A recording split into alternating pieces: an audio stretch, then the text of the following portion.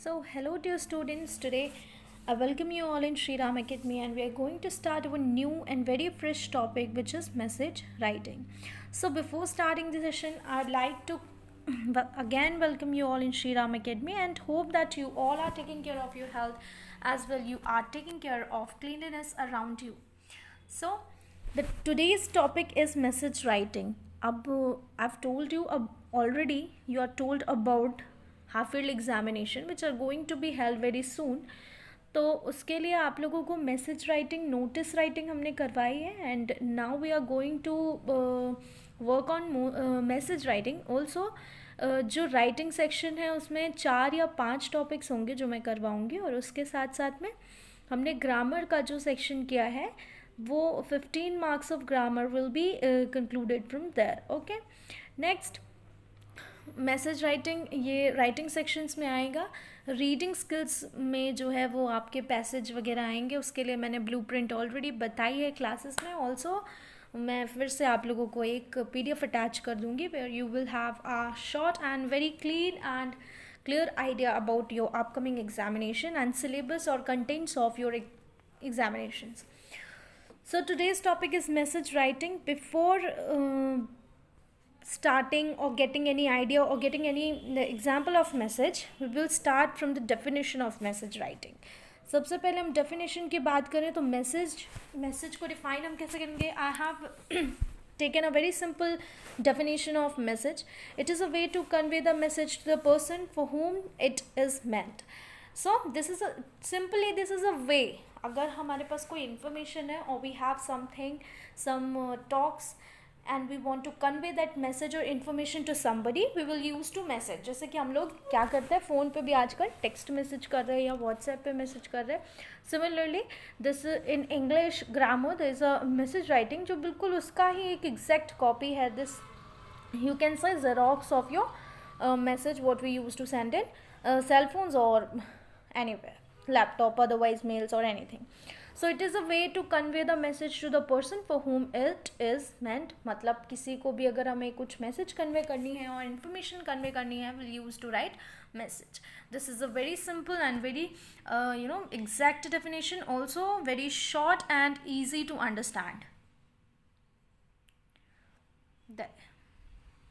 I'll also provide you PDF of the same PPT slides so that it will become so easy for you guys to understand the topic. And also हम कुछ examples भी PDF में attach करके देंगे. You have to learn all those examples, and I will definitely demonstrate you or instruct you that what kind of examples you have to attach and what kind of. So after definition, let's just talk about purpose. What is the main purpose of writing message?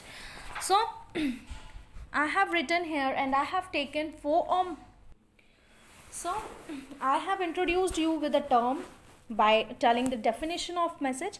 Now we are going to discuss about purpose. What is the main purpose of writing message? So I have taken 4 terms and 4 points to discuss about the main purpose of writing message. To request somebody to some work, buy movie tickets, for example. So if we are interested to request someone to do some work, we will write letter. Next, to give some important information. अगर हमें कोई information देनी है, suppose there is a you are going to attend class and आपका friend जो है वो अगर absent है तो you have to inform him or her that there is that you are told about some very important information by your teacher, और वो आपके friend को नहीं पता है तो you will definitely use to tell the same information and share the same information with your friend. तो यही चीज़ है, ठीक. फिर हम आते हैं नेक्स्ट टॉपिक क्या है. To give some sort of explanation, how to leave earlier और समथिंग एल्स. लाइक इफ़ आपको कोई भी एक्सप्लेनेशन देनी है, explanation simple, if you want to share any incidents और एनी मैटर विथ समबडी, कोई भी केस मैटर या फिर कोई इंसिडेंट शेयर करना है तो you will definitely write message to that particular person. फिर to apologize to someone, sorry forgot to give your book. Also if you are going to apologize someone, as per fourth point, to apologize to someone, sorry forgot to give your book. So if you are interested to write somebody a message, so we have discussed about the definition of message and purpose of message. Now let's move to the next slide. Yes, here we will discuss about requirements of format. We can say that we will discuss about format of the message writing. So no address is needed here. Time and date should be written. पहले मैंने क्या लिखा, देखिए यहाँ पर जो है सबसे पहले एड्रेस जो है वो इम्पॉर्टेंट नहीं है. Time and date should be written. So no address is needed. Time and date should be written. Salutation should be brief. Now what is salutation? Salutation is simply how you are going to welcome the person you are writing a letter. तो जिसको भी आप letter लिख रहे हैं, for example if you are writing your father, you will definitely say that respected father और dear father. If you are writing your mother, you will use same salutations also. Next, if you are writing your friend, you will use dear. तो ये salutations होते हैं. Okay. Now as per fourth point, write the name of caller, the one who wants to convey the message. Now who's caller? Caller, definitely the person to whom you are writing a letter is your caller, and you have to put, so you have to mention his or her name to whom you are writing a letter. Simply अगर आप अपने किसी friend को लिख रहे हैं, for example Shreya और Sameer, you will write dear Sameer, dear Shreya, and you will use this kind of terms to address or admit him or her. Now write the message clearly. Simply do not add anything to your own. अपने से कोई भी चीज़ जो relevant नहीं है, relevant in the sense if some information is not given or not mentioned in questions. अगर question में आपके कोई relevant information mention नहीं है तो वो आप अपने से कोई भी बात नहीं लिख सकते. You have to write accurate and exact message. It means कि आपको वो information बहुत ही accurate, fixed और exact लिखनी होगी. Need not to add any story, need not to add any incidents by your own mind. Okay.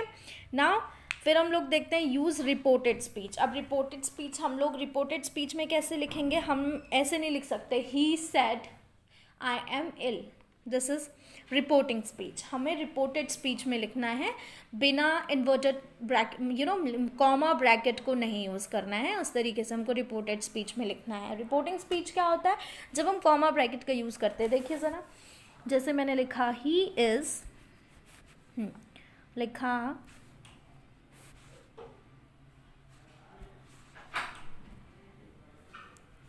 suppose I write he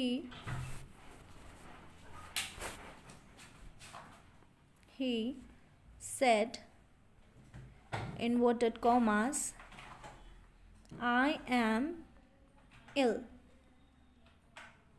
inverted commas close. ये अब this is a reporting speech format. So you need not to write the message in this way.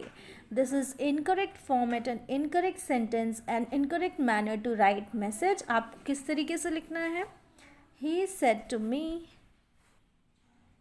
ये मैंने एक example ले लिया. He said me to join the party, to join the party. This is which format? This is reported speech format. So we have to use reported speech format whenever we are writing message. Next, यहाँ पर word limit की बात की गई है. You have to write message short and sweet and not more than 50 words. इसकी word limit है 50 words. उससे ज़्यादा आपको नहीं लिखना है. फिर message must be place in a box. Message जो है वो बॉक्स में होना चाहिए. ये सेम फॉर्मेट मैंने थोड़ा सा ऐसा मिलता जुलता format I have told you in notice writing. Notice writing में जो हम लोगों ने डिस्कशन की थी, तो नोटिस राइटिंग में भी इम्पॉर्टेंट है क्या, you have to put notice in a box always, है ना. ऐसा ही बिल्कुल मैसेज के साथ में भी होता है. Whenever you are writing message, you have to put that message, that particular message in a box. बिल्कुल. फिर हम लोग देखते हैं आगे. Next, now come on, let's move to the next slide. So here I have taken a message to demonstrate you. एक simple सा बहुत ही नॉर्मल सा मैसेज है ये, और उसके साथ साथ में जो मैंने आपको इस स्लाइड में फॉर्मेट बताया है, तो ये फॉर्मेट भी आपको यहाँ पे प्रैक्टिकली देखने को मिलेगा. सो सबसे पहले हम लोगों ने क्या देखा था? No address is needed, time and date should be written, salutation should be brief. Similarly यहाँ पर देखिए, the slide I have shown you before, वो बिल्कुल ही दूसरी वाली स्लाइड में जब अपन मैच कर रहे हैं तो बिल्कुल वैसा ही फॉर्मेट है जो हमने लिया है. तो मैसेज जो है शुड बी रिटन. देखिए सबसे पहले you have to just look at me, जैसे मार्क कर रही हूँ मैं. You have to put message in a box. Also you have to write this message in bold letters. ये नोटिस में भी हम करते थे. Next, you have to put their date and time and salutation. आप डिस्कस्ड अबाउट सैल्यूटेशन कि salutation हम क्या लिख सकते हैं? डियर रिस्पेक्टेड, और either we can write a name if we are writing to our friend, या फिर अपने किसी एल्डर को लिख रहे हैं. Suppose if we are writing a letter to father और mother, we have to put dear father और रिस्पेक्टेड फादर, रिस्पेक्टेड मदर और फिर डियर मदर. फिर यहाँ पर आते हैं अपन मैटर में. As I have told you before, इसमें आप देखिए बहुत ही सिंपल वर्ड्स में एंड ऑल्सो एकदम एक्यूरेट एग्जैक्ट प्लेन वर्ड्स में लिखा हुआ है. कुछ ज़्यादा कॉम्प्लेक्स वर्ड्स का यूज़ नहीं किया गया इसमें. फॉर एग्जाम्पल देखिए, father called to inform about the appointment for uncle's heart operation. It has been fixed for December 9, 2012. He has asked you to reach the hospital as soon as possible. So in this sample I have used a very simple language. उसके साथ साथ में सिर्फ 3 line में we are going to complete and conclude the entire message. तो यहाँ पे देखिए क्वेश्चन क्या था? You live as a paying guest along with your cousin. You receive a call from your father to inform your cousin about the heart operation of your uncle. The appointment for the operation has been fixed for 9 December 2012 and you have to ask your cousin to reach the hospital as soon as possible. Write a message to your cousin about the operation. तो ये operation के बारे में आपको inform करना था अपने cousin को.